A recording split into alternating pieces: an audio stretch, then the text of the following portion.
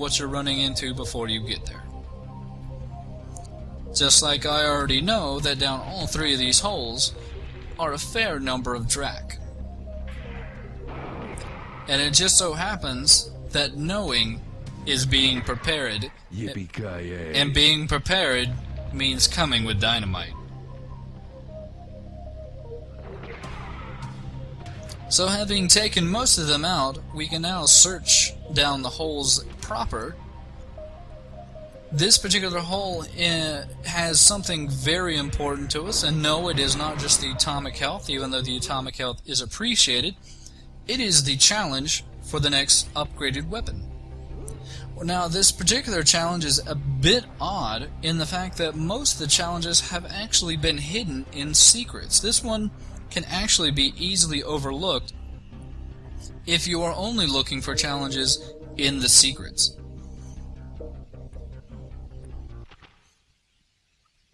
And I was just checking there to see how much of my med kit I actually had left.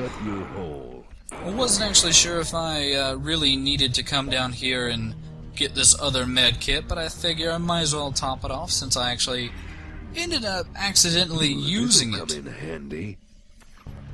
to restore about 12 health in the previous room there.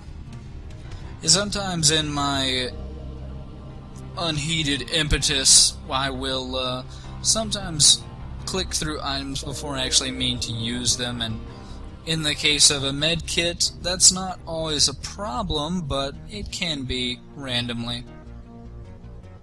So we'll go ahead and skip the middle hole, as it actually is just connected to the first hole, and drop down into the far left-hand side hole, which is the hole we need to go down. And I really cannot state enough, holes. Shut your hole. Shut your hole? The book Like a hole. great belt. The movie based on the book Hole, starring Shia LaBeouf. It was about digging holes and finding treasure in Sigourney Weaver. Ah, yeah. So we actually find our first example of steroids. Steroids work a bit different in this game than they did in Duke Nukem 3D. Instead of giving you increased melee capability and reduced damage, in this one they just kind of speed you up a bit, and I think they may cause you to do reduced damage. But you may actually be a bit confused about how they work, in that they're not like other items. They actually just start working immediately, and they will replace your armor counter with a countdown from 100.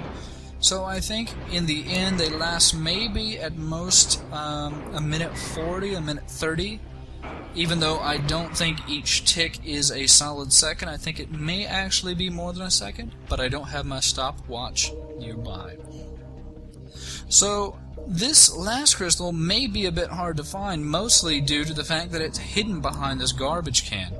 And while you're going through the Drak shantytown, or perhaps it was previously a human ghetto, you may easily overlook this garbage can and continue on through the level, missing this very last important piece of the puzzle, which can cause you a bit of a minor headache, because as you'll be circling back through the level proper, you'll probably still completely overlook this area, and you may actually swim to the outside, as there is an underwater portal leading, or underwater passage leading around the outside, where you can see the crystal from there and still not really know where to head.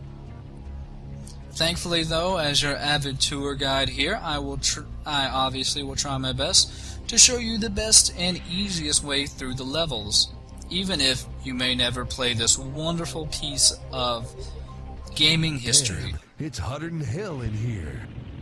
And that's right, Duke, it is hot. So hot that I feel the need to constantly take dips in this wonderful, wonderful cold water. It's not due at all to the fact that between the moving conveyor belt and just the awful jumping controls at times, that I'm completely failing on missing these jumps. It's also my want to swim that's obviously making me forget entirely that I have a jetpack fully stocked and ready to go. So please bear with me, as I think I'll be getting this jump soon enough. There we go. Lights out. And we're actually going to continue backtracking through the level, as we do need to retrieve that red crystal. We could have retrieved it back whenever we actually put it into the conveyor belt. The problem is the conveyor belt, obviously, as it was drawing power from the crystal, would have shut down and we would have been stuck. By pressing that particular button near the door that we just pressed, it actually shuts off the need for the crystal to be powering the conveyor belt or the doors, so now we can go back without any issues or by missing a jump. Bear with me, and yes, there are a shit ton of enemies down here, but they're easily dispatched with our super shotgun until we run out of ammo.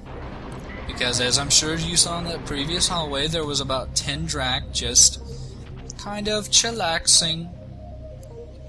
But now that everything is cleared out down here, and I totally fucked up that jump from before, we can continue in earnest to get the crystal. And that way, we'll be that much closer to getting the level done. Let's see what these guys are up to. And there are no guys in there, Duke. Let's wrap things up. Wrap things up indeed. So we will just continue back to the now powered down conveyor belt just to navigate these jets of fire fairly easily. They won't be instant death, but they do tick down your health pretty quickly. It's not hard to dodge though. Time to teach history another lesson. Oh, Duke, your double entendres are delectable. But by putting these 3 crystals in, we will be teleported to another portion of time. Hopefully you'll join me next time for another episode of Time to Kill.